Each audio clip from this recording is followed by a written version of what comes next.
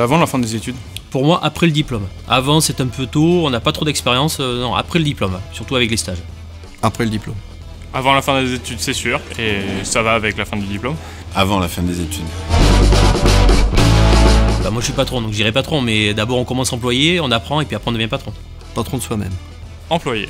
Les deux, dans n'importe quel ordre. Grosse entreprise au début et ensuite start-up. Start-up. Start-up, sans réfléchir. J'aime pas trop le mot start-up. Je dirais PME. Grosse entreprise. Romantique start-up. Réaliste grande entreprise. La France, ça me dérangerait pas, mais je vais quand même dire international. Pareil, je dirais les deux en fonction de la culture de chacun. Aujourd'hui international. La majorité en France, mais aussi des belles expériences à l'international. C'est-à-dire votre garage Opportunité, clairement. Opportunité, bien sûr. Opportunité sans hésiter. J'avais un train électrique, j'aime bien les voies de garage. Passion si on le peut. Passion, il faut vivre avec passion. Passion. Faut se lever pour quelque chose. Passion. Il faut qu'il y ait de la passion. Emploi à la sortie, parce que les études, ça commence à faire long. Emploi à la sortie, quitte à revenir sur des études un petit peu plus tard. Emploi à la sortie, pour la plupart. Au choix. C'est ça qui est bien. On finit toujours par un emploi à la sortie, même après une poursuite d'études.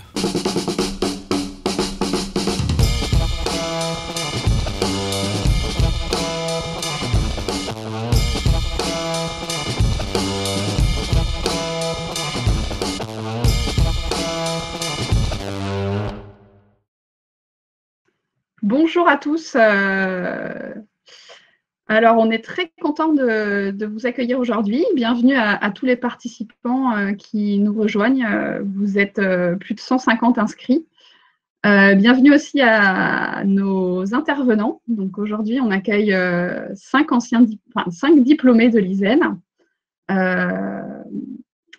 Et on va démarrer tout de suite donc ce live sur les débouchés professionnels avec David Brun, qui est directeur du développement et de la communication de l'école et qui va vous présenter les débouchés professionnels. Ensuite, on aura les présentations de chacun des diplômés.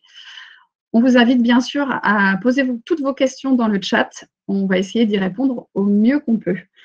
Alors, très bon live à tous. Merci Aurélie. Écoutez, bonjour à tous. Alors, bienvenue pour ce 4e live. Alors aujourd'hui, on a décidé de donner la parole non pas à nos ancêtres, mais à nos anciens. Donc c'est ce qu'on va s'attacher de faire dans une petite dizaine de minutes. Avant ça, on va rapidement vous redonner quelques chiffres, quelques orientations sur qui on est, de quelle école on va vous parler pendant un petit quart d'heure, pour comprendre un petit peu l'enjeu de l'ISEN. Donc le planning, il y a un petit planning qui s'est affiché devant vous, avec les témoignages. Avant ça, on va parler rapidement de l'ISEN. D'accord. Donc pour ceux qui ne le savent pas, l'ISEN, c'est une l'ISEN Méditerranée. C'est 3 campus aujourd'hui dans le sud de la France, sur Toulon, Marseille et Nîmes. Donc vous avez quelques chiffres, volumétrie d'étudiants qui sont sur votre gauche. Dans 2-3 ans, on aura entre 1000 et 1200 étudiants. Voilà. Donc ça reste une école à taille humaine, et ça on y tient particulièrement. Bien sûr, pour assurer, il faut être assuré, on est une école avec l'accréditation maximale de la CTI. On a tous les labels qui vont bien, ESPIG, le MESR. Donc voilà, on est une vraie et véritable belle école d'ingénieurs. Qu'est-ce qu'on fait à l'ISEN? Donc ce petit schéma vous résume bien ce qu'on fait au niveau de l'école. On travaille bien sur les sciences du numérique.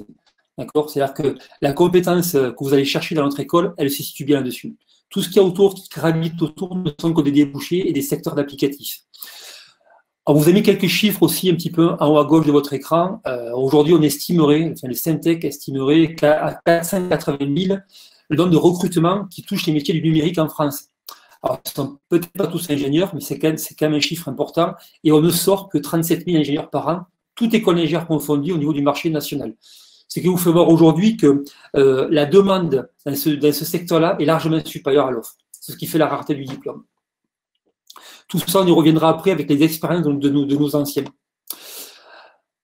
À l'ISEN, juste au niveau du contenu des cours, il y a quelque chose qu'il vous faut savoir, c'est qu'on a à peu près 8 options qui sont aujourd'hui disponibles au niveau de la M1 et la M2. Ces 8 options, elles sont là, c'est une coloration qu'on vous donne en 4e et 5e année, une coloration par rapport à une appétence, quelque chose qui vous plairait. Donc ça part par la cybersécurité, ça touche le biomédical, les systèmes embarqués, la robotique, les objets connectés, tout ce qui est business d'affaires, tout ce qui est smart energy, et après tout ce qui est informatique lourde jusqu'au big data. D'accord? Donc ça, c'est important. 8 options au choix en 4e, 5e année. Si on fait un petit peu un zoom sur les débouchés de l'école, alors là, on vous a mis une petite planche qui correspond aux 3 dernières promos qui sont sorties. D'accord? Donc je vous laisse lire ce tableau, tout simplement pour dire que le marché est à maturité. Le marché de l'ingénierie et de la numérique aujourd'hui, les chiffres que vous avez là, ça correspond à peu près à sortie à 2500 € net de salaire mensuel. Les placements sont bons, la répartition, vous l'avez avec l'étranger et le régional. Donc le secteur se porte très bien et est source de très belles carrières. Les activités, la répartition, vous pouvez l'avoir là-dessus. Donc c'est quelque chose qui est relativement homogène. On se rend compte que l'énergie et la santé sont en train de prendre un essor intéressant depuis 2-3 ans. Les transports, qu'ils soient ferroviaires, qu'ils soient l'aéronautique, qu'ils soient au niveau routier, sont très bons aussi. L'informatique, ça va bien. Enfin, toute la répartition correspond bien à la compétence que développent les sciences et le numérique. On y reviendra, si vous voulez, après, avec la belle intervention de nos anciens ISEN. Et dernière information qui est importante, aujourd'hui, on est très bien passé sur le marché du travail au l'ISEN parce qu'aussi on fait un événement qui se passe très bien, qui s'appelle Digital Native Forum tous les ans, qui regroupe 250 étudiants et à peu près une centaine de recruteurs. Donc ça aussi, ça permet de mettre sur piédestal nos étudiants avant de se lancer dans le marché du travail. Voilà. Donc ce rapide cadre pour que vous compreniez bien qui on est, qu'est-ce qu'on fait, qu'est-ce que vous allez chercher chez nous, et à partir de ça, on va vous lancer sur le marché du travail. Et ce marché du travail, aujourd'hui, on va donner la parole aux étudiants pour vous expliquer un petit peu leur parcours, leur profil, et ils vont vous expliquer un petit peu comment eux, ils ont vécu ça depuis leur sortie de l'école. Voilà. Donc, si mes planches sont bien à jour, je pense que Mathilde devrait être disponible pour commencer à parler un petit peu de sa carrière. Mathilde. C'est ça. Donc, bonjour à tous. Moi, j'ai été diplômée de l'ISEN Toulon en 2018. Et donc, il y a 2 ans maintenant. Et aujourd'hui, je suis consultante manufacturing, donc dans l'industrie à Paris, au sein de Wavestone, qui est un cabinet de conseil. Alors d'abord, le conseil, je ne sais pas si c'est clair pour tout le monde. Globalement, l'idée, c'est qu'il y a un client qui a une problématique X ou Y, technique ou pas, à laquelle il veut répondre, mais à laquelle il ne sait pas répondre tout seul. À ce moment-là, il fait appel à une aide extérieure. C'est donc le cabinet de conseil. Comment j'en suis arrivée là? J'ai commencé par mon stage de fin d'études, donc de 6 mois à la fin de ma 5e année, que j'ai fait chez Wavestone. Je l'ai fait dans une partie de l'entreprise qui était plutôt technique et technologique, puisque c'était une branche qui traitait les sujets d'architecture de données et de systèmes d'information des entreprises. Moi, j'étais en particulier sur le sujet des smart buildings. Concrètement, qu'est-ce qu'on peut faire dans les bâtiments, les bureaux aujourd'hui pour améliorer toute leur performance avec des objets connectés. À la fin de mon stage, j'ai continué en CDI chez Wavestone, ce qui m'a fait continuer dans cette entreprise. C'est d'abord l'entreprise en elle-même, c'est l'ambiance, les gens que j'ai rencontrés, mais c'est surtout la nature du métier. En fait, ce que je cherchais, c'était un moyen d'allier les bases techniques que j'avais apprises à l'école et l'aspect relationnel qui est très important pour moi. Dans le conseil, j'ai trouvé un moyen de pouvoir aider les clients, être en relation quotidienne et constante avec eux, connaître plus leur métier, puisque c'est des métiers qui peuvent être vraiment variés. Ça va de l'industrie automobile à la pharmacie, au transport, en alliant les aspects technologiques. Donc, au début de mon CDI et jusqu'à maintenant, j'ai évolué essentiellement sur des problématiques IoT, objets connectés. J'ai travaillé sur auprès d'un grand client sur des problématiques d'espace connecté. Ensuite, sur des sujets véhicules connectés.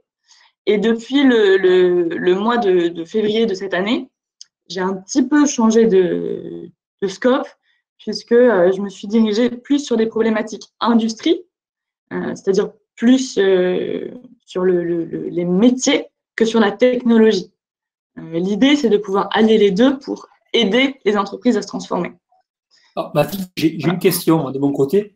Oui. Est-ce que tu as choisi la société par rapport oui, tu l'as choisi par rapport à ce qu'elle proposait, parce que c'est un secteur qui t'intéressait, pas par rapport au nom de la boîte, quoi. C'est vraiment le secteur qui t'intéressait toi personnellement. En fait, il y a plusieurs choses. Il y a d'une part le métier de consultant. Après les secteurs, puisqu'en fait il y en a plein. On adresse la plupart des secteurs d'activité.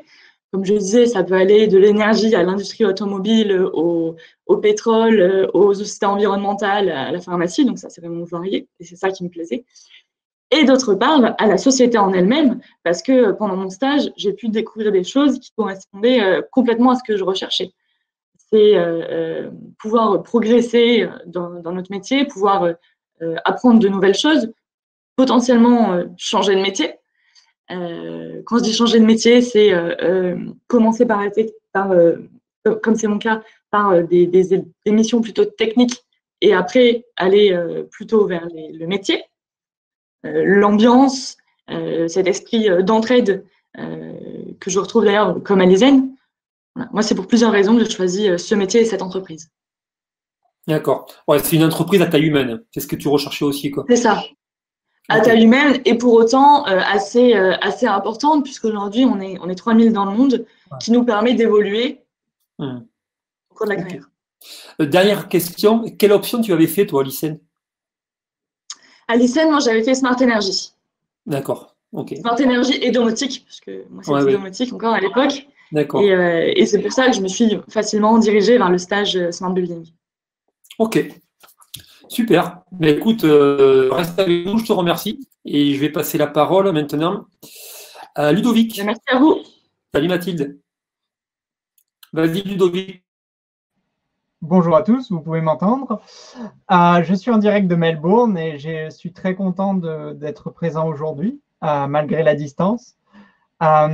Avant de vous présenter ce que je suis devenu, j'aimerais vous parler de l'histoire de comment je suis arrivé là, parce que je pense que c'est beaucoup plus intéressant. Comment je suis arrivé à Melbourne et comment j'ai créé ma société ici à Melbourne. Tout a commencé lorsque j'étais en terminale. Je ne savais pas quoi faire. Je savais que j'avais une passion pour les océans. Mais voilà, je ne savais pas quel métier je pouvais faire. Et puis, j'ai découvert l'ISEN au hasard des alumni, justement.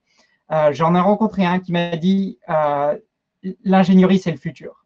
Il faut absolument que tu rentres à l'ISEN Toulon. Tu vas voir, tu vas faire ta carrière dedans et tu vas découvrir pourquoi et qu'est-ce que tu vas faire.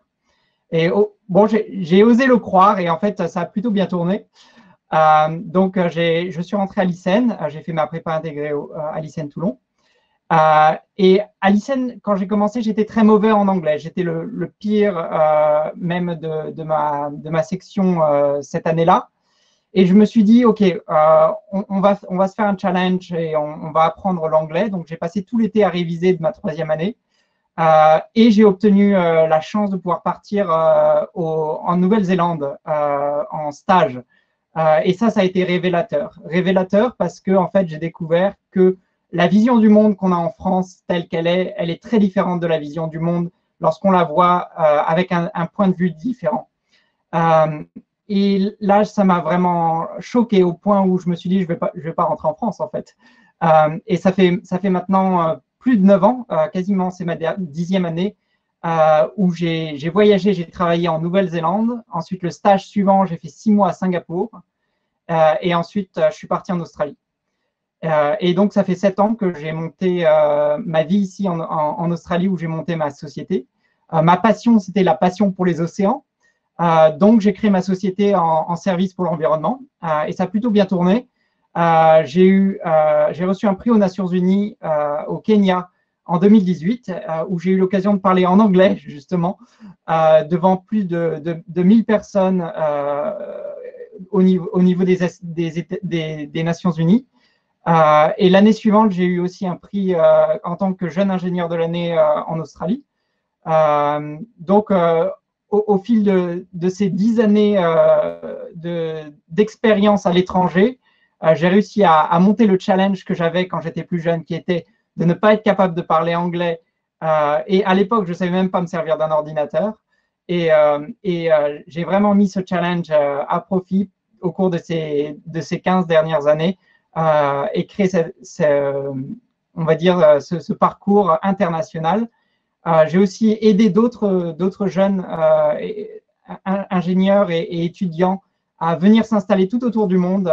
On a créé le service international, qui est parti de rien. En fait, il y avait très peu d'ingénieurs à l'époque qui partaient à l'international. Et après 2012, on a créé des solutions pour aider les étudiants à partir. Donc, on a créé les EisenWorld Awards, qui sont en fait des prix pour aider les étudiants à pouvoir financer leur séjour d'études à l'étranger. Et je suis toujours très investi dans le service international où maintenant, je travaille directement avec l'IESF, qui est l'Association des ingénieurs au niveau et des scientifiques de France. Et on essaye de mettre en place le parcours des ingénieurs après diplôme, qui est aussi toute une autre aventure. Voilà, en quelques mots. Ben, en quelques mots, c'est une expérience riche. Écoute, merci. Ce qu'on fait, s'il y a des questions, on reviendra vers toi tout à l'heure. Et là, je vais passer la main à tes autres collègues. Alors, je pense qu'on va passer sur Estelle. Voilà. Estelle, est-ce que tu es là? Oui, merci David. Allez, je te donne la parole. Merci. Bonjour à tous. Moi, du coup, j'ai un parcours assez atypique aussi. Enfin, un peu comme Ludovic, je ne savais pas trop ce que je voulais faire en sortie de lycée. Finalement, je suis rentrée à l'ISEN en espérant que les filières me plairaient, mais en me disant aussi qu'avec la prépa, l'avantage, c'est que ça laisse une porte ouverte si je changeais d'idée dans 2 ans ou pas. Et il se trouve que pendant cette prépa, on a déjà une initiation à l'informatique et l'électronique qui, moi, m'a beaucoup plu. C'est pas du tout quelque chose que j'avais fait, que j'avais pu essayer seule avant de rentrer à l'ISEN. Je me suis pris au jeu. L'ISEN, sur les années suivantes, elle offre un parcours qui est très riche et que vous constituez vous-même, en fait. C'est ça qui est vraiment l'intérêt, c'est-à-dire qu'il y a des options, il y a des associations qui vous aident et qui sont vraiment valorisables sur votre parcours professionnel ensuite.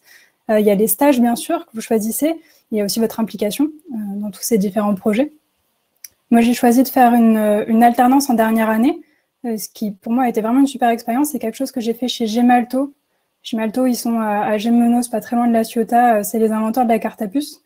Ils se sont depuis fait racheter par Thales. C'est un groupe de 80 000 personnes.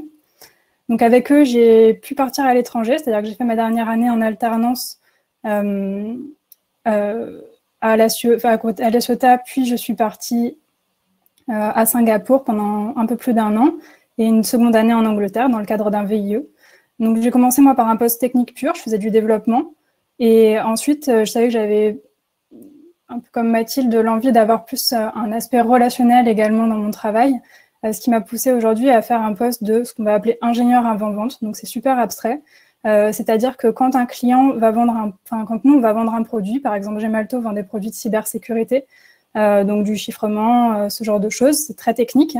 Donc, on va venir supporter un vendeur et conseiller le client dans son choix technique. C'est-à-dire que c'est vraiment créer une relation avec un client, avoir une expertise technique sur comment ça fonctionne, que j'ai pu développer avec l'ISEN et après avec mes expériences, et dans ce rapport de confiance, le conseiller au mieux sur ses besoins.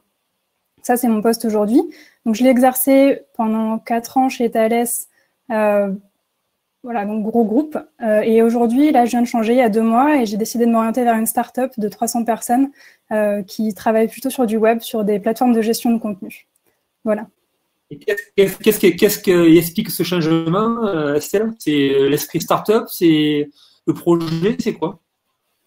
Je pense que c'est très intéressant de faire ses armes dans une grosse entreprise. Enfin, en tout cas, pour moi, sur le type de poste que j'occupe, j'ai appris beaucoup parce qu'il y a des process qui sont très bien rodés. Enfin, ils ont une méthodologie qui est intéressante à voir. Après, peu de liberté peu de marge de manœuvre, en fait, parce que justement, c'est des gros silos et c'est une grosse machine.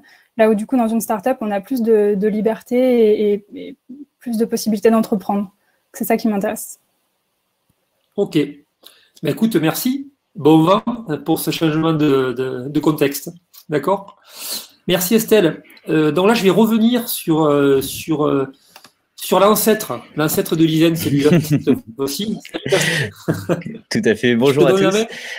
Ouais, tout à fait. Ben, moi, je suis effectivement un petit peu l'ancêtre parce que j'ai 37 ans. Je suis sorti de l'ISEN en 2008. C'était à peu près la même chose. Hein. C'était le même esprit, effectivement, déjà à l'époque. Et effectivement, aujourd'hui, moi, je suis le fondateur, président d'une start-up qui s'appelle Guti. Mais l'histoire a commencé il y a 25 ans, en fait, quand j'avais 12 ans. Parce que moi, contrairement aux autres, j'étais complètement geek. Et je savais effectivement que je voulais travailler plus tard dans l'informatique, dans le numérique. Effectivement, je faisais partie des premières personnes connectées à Internet. Hein. J'avais 12 ans avec mon premier PC. Effectivement, j'ai rejoint l'école au moment du boom de l'Internet dans les années 2000. Peut-être les plus jeunes d'entre vous ne savent pas, mais il y a eu un vrai boom dans les années 2000. Tout le monde voulait être sur Internet, avoir son site web. Et effectivement, à cette époque, je me suis retrouvé à aller à Brest, commencer mes études, parce qu'effectivement, dans le groupe ISEN, il y a un ensemble d'écoles un petit peu partout sur le territoire, et vous pouvez effectivement commencer votre étude dans une école, finir dans une autre. Et effectivement, du coup, j'ai commencé mes études là-bas, et quand je suis revenu à Toulon, j'ai eu l'opportunité de gagner le concours Imagine Cup, qui était un concours organisé par Microsoft, et qui effectivement permettait de défendre un projet étudiant auprès de Microsoft. Et ça s'est plutôt bien passé, et je travaillais à l'époque avec John Apiou et Vincent Lequemener, et on a gagné en fait ce concours, ce qui nous a permis de rencontrer Bill Gates à plusieurs reprises, à Paris, à Seattle. Ça nous a permis également d'aller à Séoul, par exemple, pour défendre le projet sur la finale internationale. Et ça a un petit peu propulsé ma carrière. Et ça m'a permis effectivement de continuer derrière à évoluer dans le monde du digital avec une dimension un petit peu plus innovation, un peu plus commerce que juste la partie technique que j'avais développée jusqu'ici. Pour la petite histoire, j'avais fait 2 stages techniques, un chez Eurocopter, donc ce qui est aujourd'hui Airbus Hélicoptère, et un chez DCNS, donc qui étaient des stages extrêmement intéressants. Mais du coup, je suis quand même évolué vers une dimension plus gestion de projet commercial. Et à ce moment-là, j'ai rejoint le groupe Valtech, qui est un fleuron du marketing digital international aujourd'hui, chez qui j'ai été responsable commercial, on va dire Grand Sud, pendant près de 6 ans. Et j'ai vendu et géré à peu près 10 millions d'euros de projets informatiques sur l'ensemble du territoire avec que des grands comptes. Donc ça a été quelque chose de formidable. J'ai vu l'arrivée, par exemple, de l'iPhone et j'ai accompagné mes clients dans la transition, le développement des premières applications mobiles. Je me suis retrouvé avec des groupes pour que j'accompagnais, qui géraient une 50aine d'applis mobiles, etc. Il fallait tout coordonner, tout gérer. En tout cas, on a vu toutes les évolutions, le e-commerce arriver, on a vu maintenant l'intelligence artificielle, etc., qui commençait à pointer son nez, la gestion des gros volumes de données, etc. Et après 6 ans au sein de ce grand groupe, j'ai voulu créer ma propre entité, ma propre structure, mais parce que j'avais cette volonté depuis toujours. Donc, je suis parti en Californie pendant 2 mois pour aller m'inspirer un petit peu de cette culture de la start-up américaine, et j'ai lancé ma start-up Guti. Et donc, effectivement, une start-up, pour ceux qui connaissent pas, c'est une entreprise assez spécifique parce qu'on se laisse un temps défini, 2-3 ans au départ, pour aller essayer de trouver, conquérir un marché. Et effectivement, il y a une prise de risque au départ pour aller effectivement créer un nouveau produit, un nouveau service que les gens ne connaissent pas forcément. Et donc, effectivement, j'ai pris ce risque, j'ai pris mes 2 ans de chômage pour créer ma start-up. Et donc, aujourd'hui, Guti, on est l'agent de start-up et de start-upers un petit peu partout dans le monde.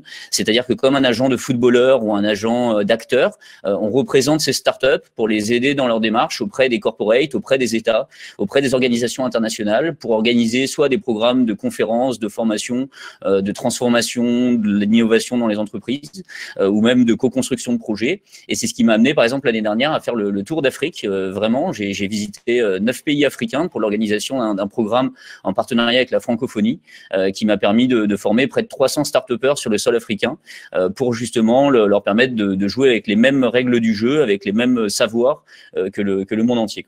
Et donc aujourd'hui, la société se porte assez bien. Et durant cette période de crise, du coup, pour continuer à avoir une activité, nous on a choisi le volet solidarité et on développe aujourd'hui en partenariat avec à peu près 6 startups, on développe des plateformes pour l'État pour les aider à gérer la crise du Covid.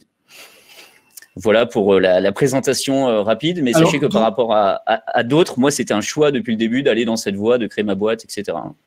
Ah, t'as anticipé ma question, on va dire. Pourquoi ce choix? D'accord. Et si tu as un conseil à donner à un étudiant aujourd'hui, ce serait lequel? Alors déjà de choisir de travailler dans le numérique, résolument en fait le monde évolue dans cette direction. On voit que les usages sont vraiment là. Cette crise en fait qu'on est en train de vivre sanitaire pousse même les usages du numérique. Il faut savoir en ce moment que les boîtes du GAFAM sont vraiment cartonnent en ce moment. Hein. C'est pas la crise pour tout le monde.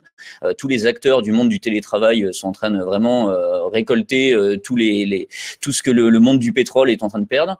Et effectivement, aujourd'hui, si on a envie d'être sûr d'avoir du travail demain, d'aller dans le numérique est une vraie solution sage, parce qu'effectivement, on voit que tous les secteurs sont impactés. L'innovation va très très vite. Il faut savoir que le temps qu'une innovation met à être adoptée par tout le monde, à une époque quand il y avait l'électricité, quand il y avait, je sais pas, le téléphone, le télégramme même avant, ça mettait 50 ans à arriver. Maintenant, les usages, ils mettent 2-3 ans à arriver. Et du coup, qui sont les acteurs, les grands gagnants de cette transition? C'est les ingénieurs justement qui conçoivent et développent ces solutions.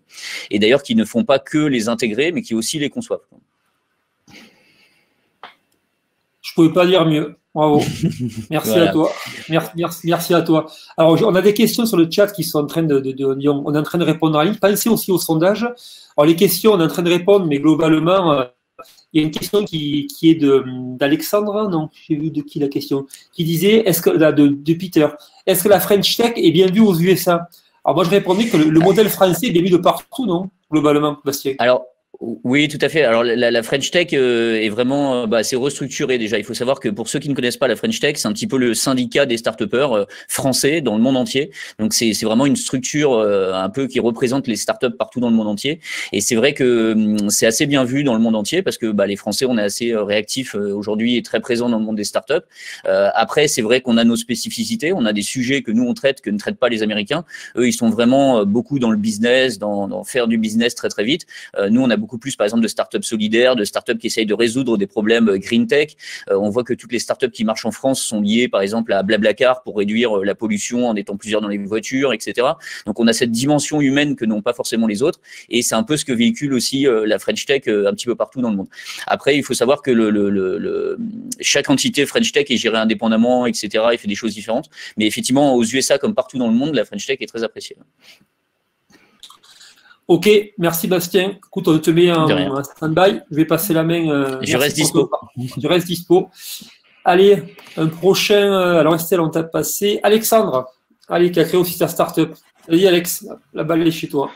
Bonjour à tous. Pour me présenter vite fait, je vais peut-être récapituler aussi un petit peu mon parcours. Je pense que j'étais comme aussi la majorité d'entre vous, autant anciens que les terminales actuellement qui nous écoutent. Moi, j'ai fait une terminale S avec l'option SI. Je savais pas trop ce que je voulais faire. Par contre, j'avais une passion qui était bien sûre, c'était l'informatique. Donc j'étais un peu comme le cas de Bastien, où je savais pas quel métier parce que forcément ça évolue vite, surtout à cette époque-là. Donc je me suis dit je vais faire une école qui fait de l'informatique et l'ISEN me semblait en fait la plus appropriée pour faire ça.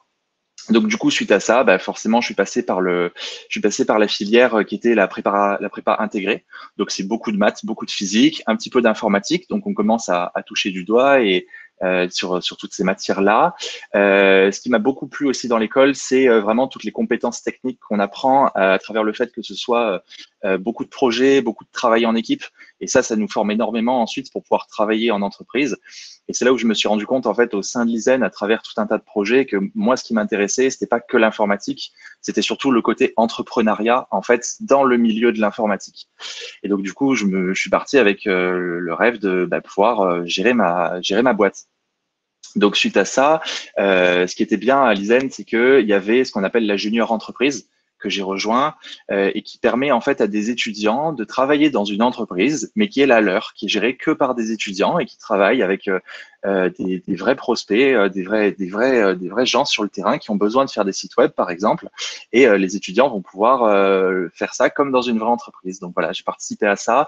Ça m'a donné encore plus le goût pour l'entrepreneuriat. Et du coup, je suis sorti de l'ISEN en faisant un stage dans une boîte qui venait de se lancer. Il se trouve que c'était une personne qui travaillait dans une entreprise qui s'appelait La Boîte Imo. Peut-être que Arnaud vous en parlera un petit peu tout à l'heure. Et cette personne est partie avec le projet de lancer son entreprise. Sauf que c'était une personne qui avait un background surtout sur le côté commercial. et qui avait besoin de s'épauler d'une personne un peu comme moi, qui sortait de l'ISEN, qui avait un vrai profil technique, plus la petite fibre entrepreneuriale qui va bien. Et donc tous les deux, on s'est lancé à l'aventure en fait, donc de créer une entreprise qui s'appelle MyGroom Service, qui est en fait une agence web. Donc une agence web, c'est une entreprise en fait qui fait des sites web et qui va vendre tout un tas de services autour de ces sites web. Forcément, si on vous vend un site, il faut faire le contenu, il faut faire les photos qu'il y a dessus, donc on s'occupe de ça. Et on a la spécialité de le faire pour les établissements qui sont touristiques.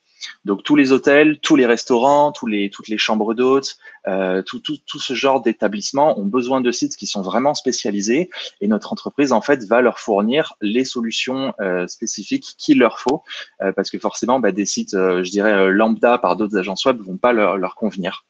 Voilà, donc en fait, mon travail au sein de cette entreprise, quand on a commencé la boîte, on partait de zéro. Donc ça a été un peu le travail équivalent à un architecte qui doit construire une maison. C'est-à-dire qu'il commence à tout bâtir sur plan et il va devoir au début gratter beaucoup de documentation, de papier pour savoir quelles sont les meilleures solutions à faire.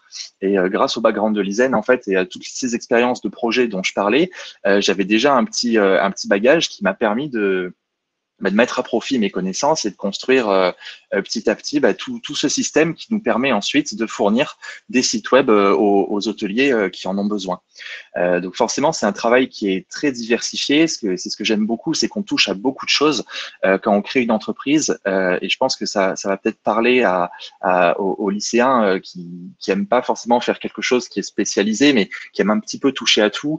J'ai l'impression que c'est un peu ce qui est dans les trends des nouvelles générations. Et donc, ce qui est bien, c'est qu'on va toucher d'un côté à comment faire le design du site pour qu'il soit attractif, mais en même temps, faut qu'il soit hyper sécurisé, qu'il soit solide si jamais il y a beaucoup de gens qui vont dessus. Mais en même temps, il faut gérer le support avec tous les hôteliers qui nous contactent. Donc, ça demande de l'humain, ça demande de la compréhension et de l'empathie humaine, ça demande du design, ça demande aussi des connaissances techniques solides pour toucher un petit peu à tout ça. Et donc, du coup, petit à petit, on a fait grossir cette entreprise sur maintenant 3 ans. Donc forcément, comme on grossit, au début on était 2, maintenant on est à peu près une quinzaine. Donc ça demande bien sûr à développer aussi des compétences de management pour pouvoir gérer des équipes et retrouver un petit peu ce qu'on avait à l'ISEN où on travaillait en projet, sauf que là, c'est dans la vraie vie, quoi. Et c'est ça qui est passionnant, c'est de pouvoir distribuer des tâches, travailler avec des gens qui ont les mêmes passions que nous pour un but commun, quoi, d'aider nos hôteliers à avoir des super sites web et beaucoup plus de réservations pour éviter de les avoir sur Booking, quoi. Donc voilà à petit peu près mon tour. Tu es parti tu as passé quelques années à avoir quand même une bonne consistance technique, oui. Quoi. Tu as travaillé avant dans l'informatique. Voilà, tout à fait. En fait, à l'ISEN, moi, j'avais pris l'option qui est l'équivalent maintenant d'un mélange entre la cybersécurité et le big data, qui était de surtout avoir un bagage technique conséquent pour pouvoir ensuite mettre en place toutes ces choses-là au sein d'une entreprise, oui. D'accord. Alors, en même temps que je te parle, Alex, il y a des questions qui sont sur le chat. Il y a une à laquelle je vais répondre qui arrive depuis plusieurs fois, c'est par rapport à la santé, l'univers de la santé.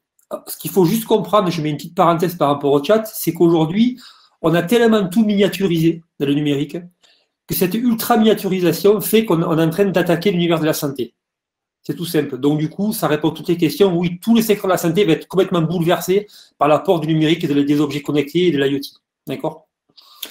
Alexandre, merci. Donc, le relais va être facile en tant que junior entreprise.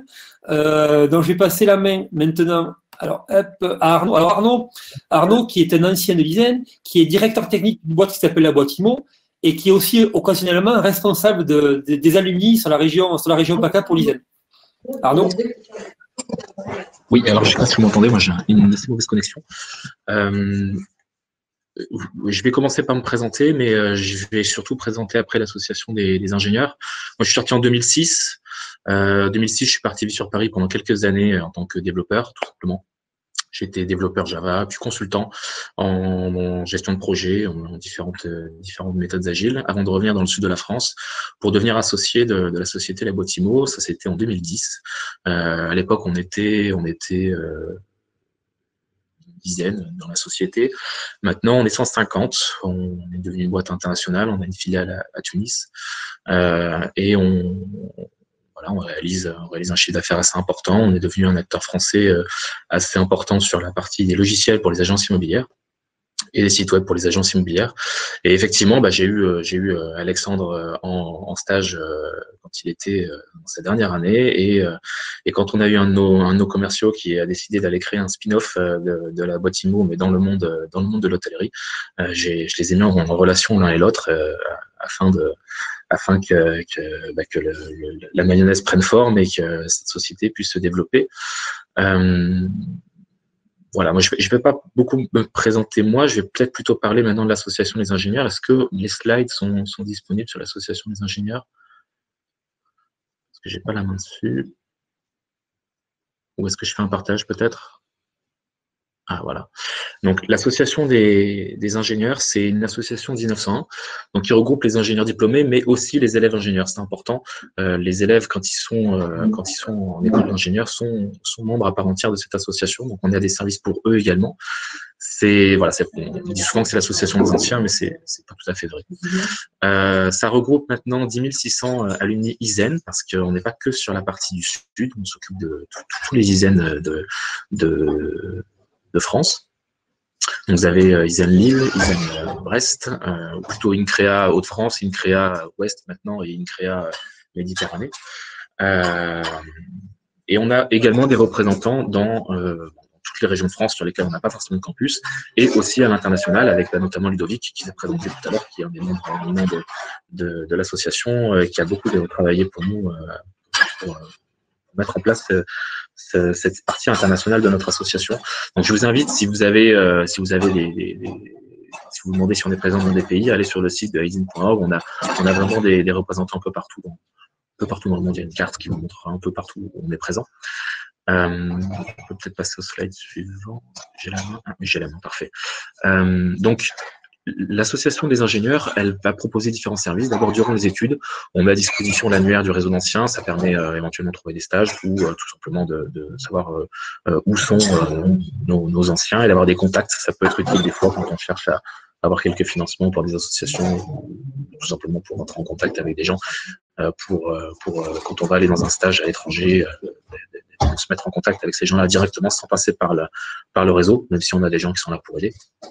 On est là aussi pour organiser des rencontres avec des anciens, alors soit à travers le processus pédagogique, c'est-à-dire dans les interventions co-organisées avec l'école. Ils font appel à nous pour avoir des anciens. Alexandre est un speaker, Ludovic est aussi un speaker. Moi aussi, ça m'arrive d'intervenir dans le cadre de l'école et des études, ou aussi hors processus pédagogique. On est là présent dans certaines soirées, on organise des conférences, on essaie d'organiser des animations aussi avec où les anciens comme les jeunes sont présents. Afin d'échanger, l'idée c'est que les jeunes ils ont des questions, les étudiants ont des questions sur typiquement les mêmes questions qu'on peut voir aujourd'hui dans le chat ou dans c'est la raison pour laquelle on organise aussi cette conférence aujourd'hui, je suppose. Au cours de leur processus, ils s'inquiètent souvent de comment ça va se passer par la suite. Donc, on essaie de proposer des échanges avec des anciens pour les rassurer, pour les orienter, pour les guider, pour partager nos connaissances, parce que le principe d'un réseau, c'est ça, c'est d'abord le partage. Donc, on partage aussi on a aussi des magazines, un magazine qui sort 2 fois par an, des newsletters, on a les réseaux sociaux, on est disponible sur les réseaux sociaux. On a des permanents, 2 employés permanents qui sont basés sur l'île, mais ils répondent par Internet. Et on a des bénévoles aussi, tout un réseau de bénévoles, j'en parle juste après. Et on propose quelques outils. Alors, on a un site, une application mobile et un back-office qui permet d'avoir des offres de stage, de poser des offres, de poser ses CV, etc. Après les études, c'est surtout là où il y a la plupart de nos adhérents. Donc on a un nombre croissant de bénévoles qui sont investis partout dans le monde, comme je le disais juste avant. On cherche à organiser la conservation de ce lien avec les écoles à travers nos supports de communication et également nos différentes activités. On organise donc des rencontres, des conférences, des animations, comme je le disais juste avant. La plupart des animations et des rencontres que l'on fait sont aussi bien faites pour les étudiants que pour les anciens. Et on a développé notre réseau international, donc grâce à Ludovic notamment. Notre objectif, c'est aussi de servir d'un réseau d'influence qui vise à défendre notre diplôme. Le diplôme on partage tous en commun, tous les ISEN, un diplôme, certains même depuis fort longtemps, puisqu'on a des retraités dans l'association, donc c'est intergénérationnel, vraiment le réseau de l'association des ingénieurs. Et on cherche à faire progresser la valeur de ce diplôme et à transmettre aussi les valeurs des ingénieurs. Voilà, donc, je pense que j'ai fini. Plus d'informations sur notre site, aizen.org. On est aussi présent sur LinkedIn, on répond bien beaucoup sur LinkedIn. Et plus localement, en ce qui me concerne, je suis présent sur le groupe Facebook Aizen PACA Littoral. C'est un groupe fermé, mais n'hésitez pas à nous demander de l'intégrer. On accepte assez facilement les gens. Merci Arnaud. Merci bien pour cette intervention. Alors, on ne répétera jamais assez l'importance du réseau des anciens au niveau de structure d'une école d'ingénieurs, encore plus pour l'ISEN. C'est le travail qu'ils font est totalement fondamental. Donc merci pour ton intervention. On arrive à la fin de toutes les interventions. Est-ce que parmi les 5-6 speakers qui sont passés depuis le début, est-ce qu'il y a un point sur lequel on a encore un petit peu de temps, on a 5-10 minutes, est-ce qu'il y a un point sur lequel vous aimeriez insister, un de vous 6, un petit zoom que vous voudriez mettre, un conseil, une recommandation, une expérience un petit peu rigolote pour conclure un petit peu ce live, quelque chose que vous voulez revenir dessus? Je sais pas, Alexandre, Estelle, ouais. Je pense que c'est normal soit quand on est étudiant ou soit quand on est au lycée de ne pas savoir dans quelle direction on veut aller, qu'est-ce qu'on veut faire dans sa vie. Et je dirais même si vous êtes sorti de l'ICN et que ça fait peut-être 1 an ou 2, vous allez petit à petit avoir des expériences qui vont vous amener vers et vous aider à trouver votre voie en fait. Et c'est vraiment chaque expérience de la vie et chaque cours que vous voyez à l'ICN et vous vous demandez mais où est-ce que je vais appliquer ça? Et en fait, 10 ans plus tard, vous allez vous découvrir que le petit module que vous aviez écouté ou que vous avez gardé le polycopier dans un coin, il va vous servir en fait. Et chaque expérience que vous allez construire va vous aider à trouver votre voie. Donc, n'hésitez pas et ne soyez pas gênés de ne pas savoir qu'est-ce que vous voulez faire parce que être ingénieur, c'est un métier qui s'adapte et vous allez vous adapter et vous allez avoir beaucoup de carrières dans votre vie. Et votre carrière va changer et vous allez pouvoir apprendre constamment. Et c'est ça la beauté du côté ingénieur. Je voulais confirmer complètement ce que tu dis, Ludovic, parce que moi-même, quand j'ai fait les cours, il y avait certains cours, je me demandais à quoi ils servaient, parce qu'il faut savoir que la formation d'ingénieur, elle est beaucoup plus complète, on n'apprend pas que l'informatique, on va assez loin dans les choses, et du coup, par exemple, moi j'avais des cours de physique quantique, et je m'étais toujours demandé à quoi ils serviraient un jour, et quand on sait que l'ordinateur quantique est en train d'arriver, et qu'on sait tous les changements que ça va amener dans la société, l'ordinateur quantique, je suis très content d'avoir compris l'histoire du chat de Schrödinger, et de savoir ce que c'est que la physique quantique.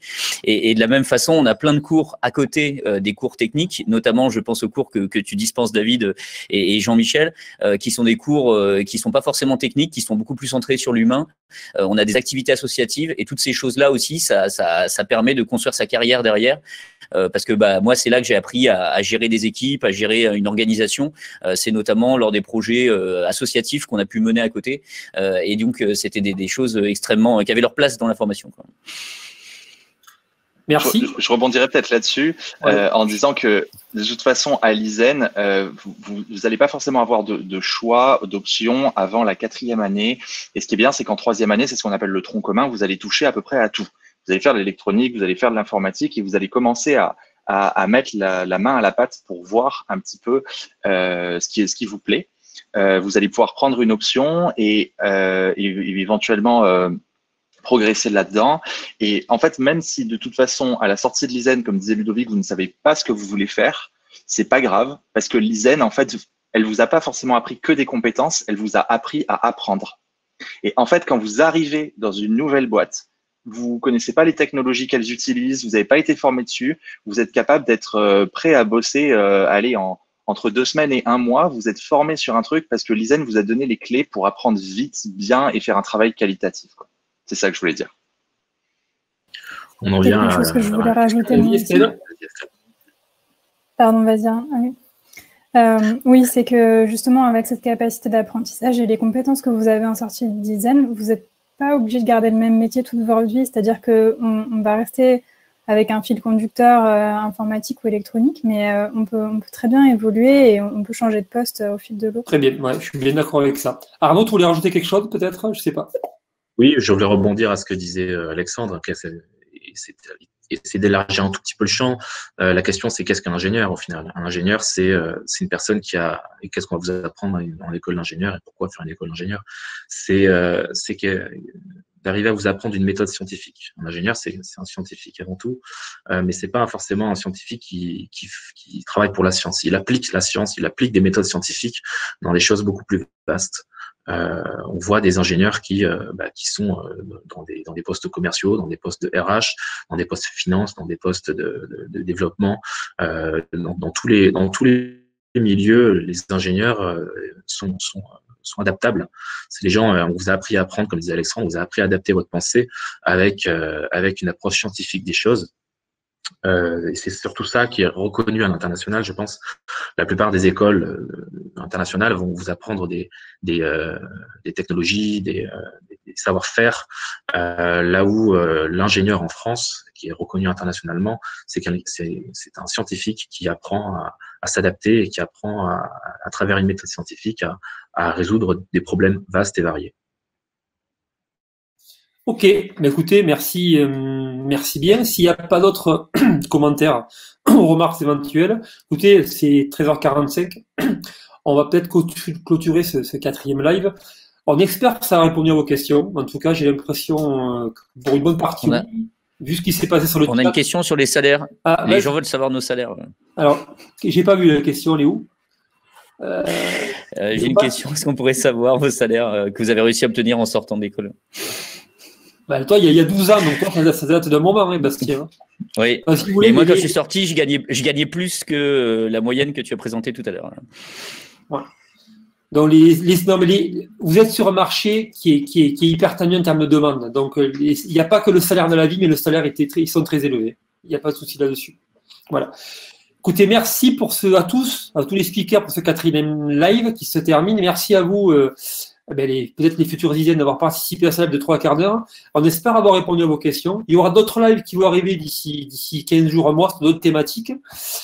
On espère avoir répondu à tout ça. Et puis, on va remettre un petit film de fin, je pense, pour clôturer ce live. Donc, salut à tous. Ciao. Et à bientôt. Bye.